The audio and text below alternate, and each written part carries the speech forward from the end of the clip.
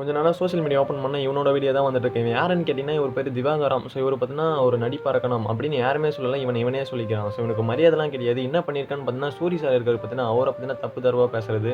இது மட்டும் இல்லாம எல்லா டைரக்டரும் பார்த்தீங்கன்னா, வேற மாரி பேசுறது இப்படிலாம் பேசிட்டு வரான். ரீசென்ட்டா நடந்த கவினிஷுக்கு பார்த்தீங்கன்னா, ஒரு சப்போர்ட் பண்ற மாரி பேசுறாராம் இவரு. எந்த தப்புமே பண்ணாத மாரி. ஓப்பனா சொல்லியிருக்கான். என்ன சொல்லியிருக்கான்னு பார்த்தீங்கன்னா, கவினும் நானும் ஒரே கேஸ்ட் தான். ஸோ அந்த சமுதாயத்திலே பார்த்தீங்கன்னா, ஒரு லவ் பண்ணி கல்யாணம் பண்ணியிருக்கலாம். எந்த தப்புமே வந்திருக்காது அப்படி சொல்றான்.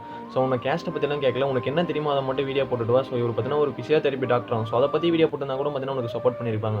ஸோ லூசு மாரி வீடியோ போட்டுட்டு வந்தா இதுக்கு பார்த்தீங்கன்னா 2,00,000 பேர் பார்த்தீங்கன்னா ஃபாலோ பண்றாங்க. உன்ன சொல்லி என்னையாக போகுது? உன்னலாம் இன்டர்வியூ எடுத்து பெரிய ஆளாக்கி விட்டாங்க பாரு. அவங்கள சொல்லணும். ஸோ எக்ஸாம்பிளுக்கு பார்த்தீங்கன்னா என்னையே எடுத்துக்கிறேன். 1 வருஷமா வீடியோ போட்டு வரேன். இது வரைக்கும் பார்த்தீங்கன்னா 1K சப்ஸ்கிரைப் தான் இருக்கு.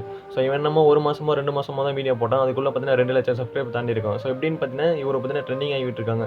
ஸோ இதுக்கும் பார்த்தீங்கன்னா ஒண்ணுமே பண்ணல. ஸோ நான்லாம் ஒரு வீடியோ கிளிப்ஸ் எடுக்க பார்த்தீங்கன்னா எப்படி இருந்தாலும் ஒரு 100 டைமாச்சும் பேசி ஆகணும். இந்த மாரி சின்ன சின்ன யூடியூபர்லாம் எவ்வளோ கஷ்டப்பட்டு வீடியோ போட்டு வராங்க. அவங்களுக்கெல்லாம் சப்போர்ட் கிடையாது. இந்த மாரி லூசு மாரி பண்ணா தான் சப்போர்ட் பண்ணுவாங்க போல.